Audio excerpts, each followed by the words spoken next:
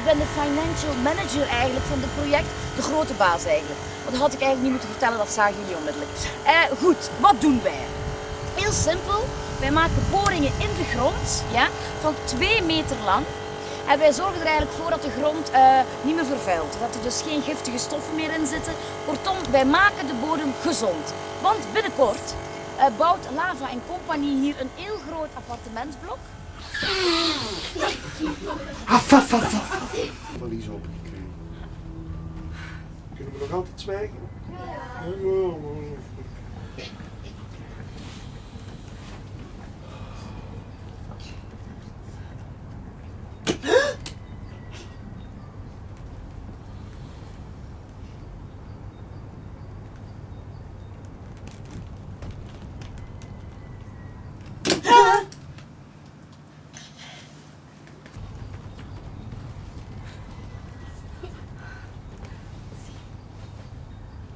Er heeft duidelijk iets of iemand in gewoond.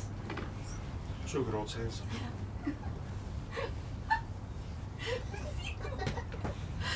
Stoeltje. We hebben 4 stoeltjes gevonden in deze koffer. Dus ja, waarschijnlijk moeten ze hier met 4 in gewoond hebben.